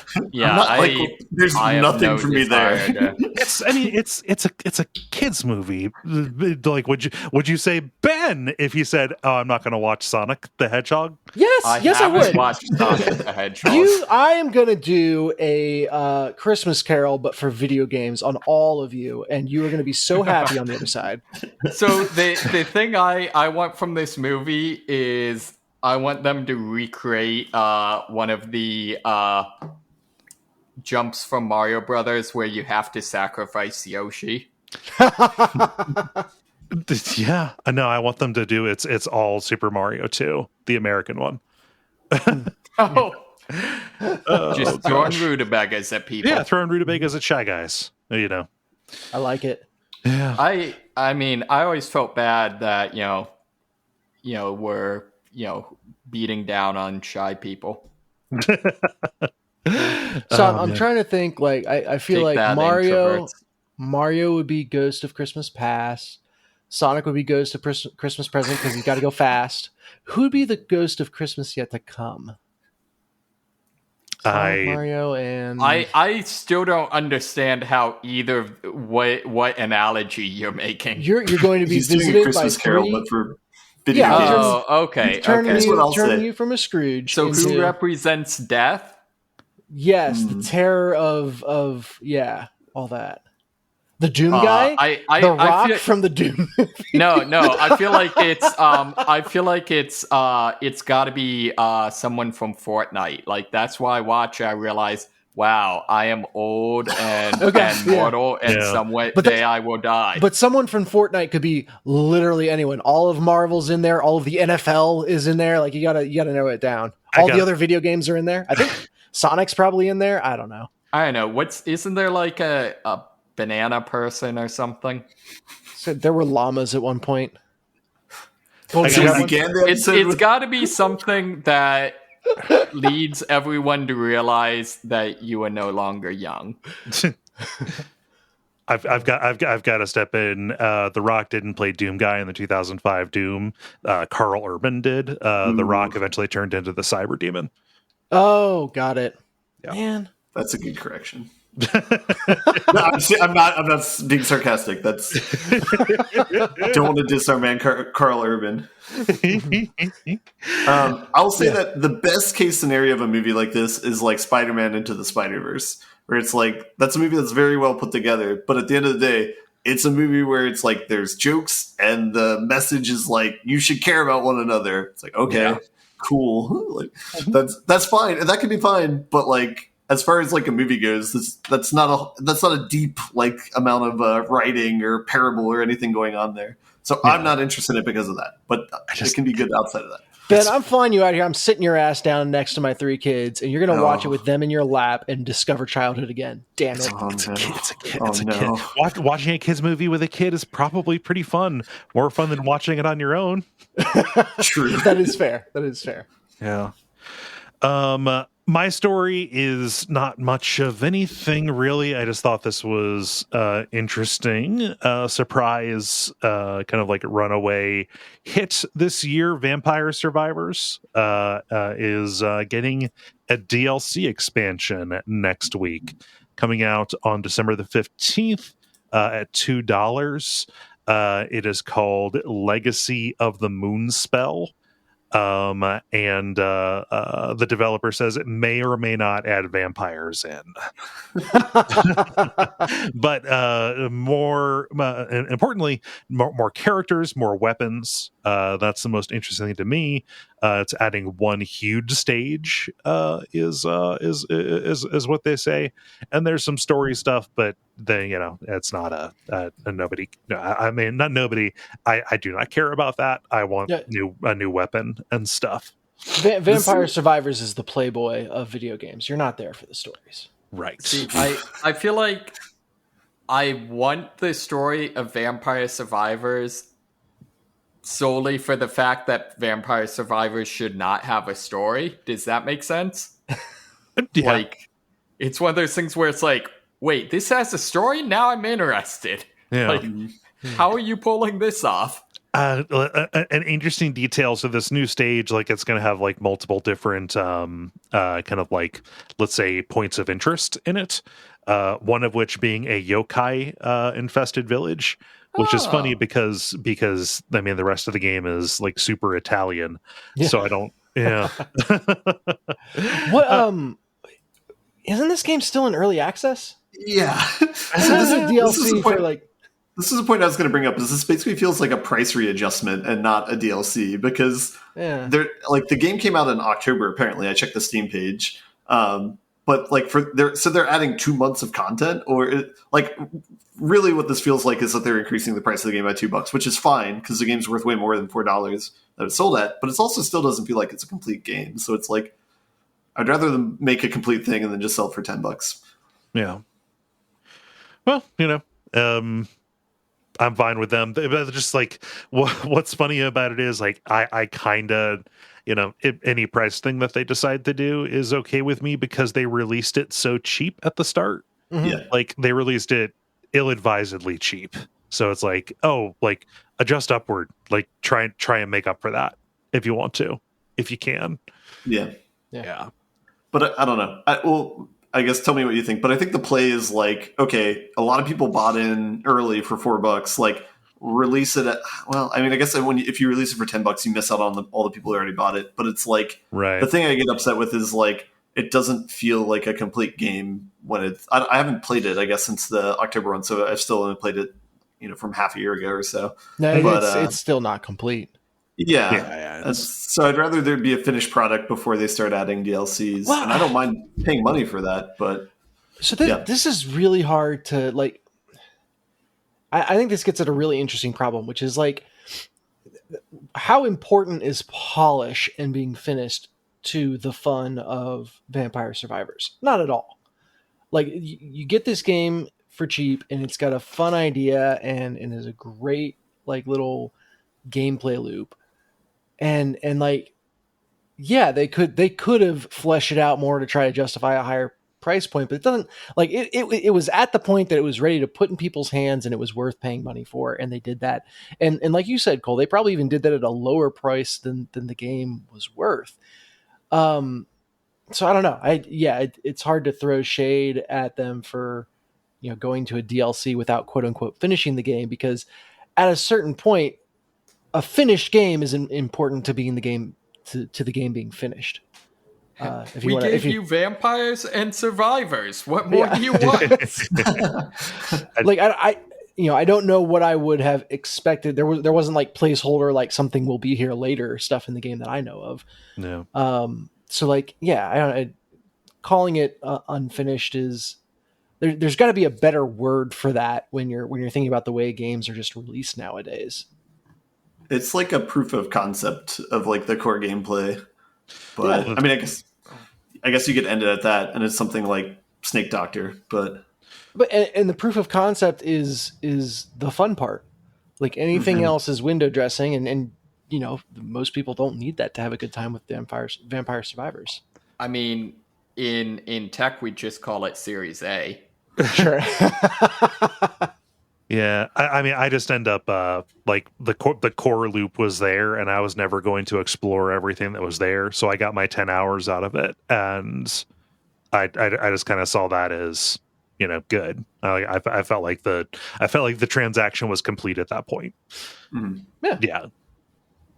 I don't know, but you know, we'll see. I'm curious what new weapons and stuff there are. I don't know if I want to fall back down that hole again because that loop is very compulsive. But I know it's a popular game, and yeah, big changes for it.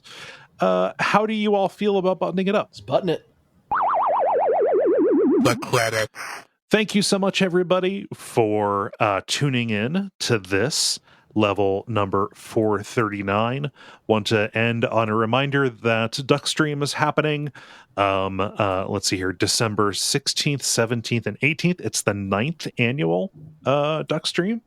So next year is going to be the 10th one that we've done, which is wild to me. The details on that are at Duckfeed.tv/Duckstream, or you can just follow the Duckfeed Twitch channel /Duckfeed.tv. Or Duckfeed Twitch.tv/Duckfeed.tv in order to get go live notifications and stuff like that. Yeah, there's that. And then also, since we're coming up toward the end of the year, keep an eye on our socials and in the Slack for the title of the year voting. Yes, indeed. Yeah. So that should be plan is to have that out around the time this episode comes out. But go ahead and vote. This is a very self-indulgent thing we do every year, but it is still fun to do. Voting for what is the best title of an episode, including the A Toadies. So Toady, title of the year, A Toady, alternate title of the year. Kind of gather up the also rants, the nominees for a knockdown drag out fight but between them. So watch out for that, and then do all of the usual podcast support stuff. You know how to support a podcast. Is there anything I am forgetting? Don't think so. If you backed Deck of Wonders, thank you, and the game should be in your hands in just a few weeks. Woohoo! That is very good news. If you get those shipments out by the end of the year. Yeah. That the only thing is if we run into holiday craziness, but I think we might get out before it. All the big shipping rushes have already happened, and all the last minute shipping rushes are yet to come. So maybe we're hitting the window right. I don't know. Yeah, nice. Cool. Well, I have been Kole Ross. You can watch my streams on Twitch at Duckfeed.tv. I've been Dennis Furia. You can find me cruising the Bahamas. I'm David Maysmith. You can find me on Duckstream. And I've been Ben Merkel. And stick around for some titles.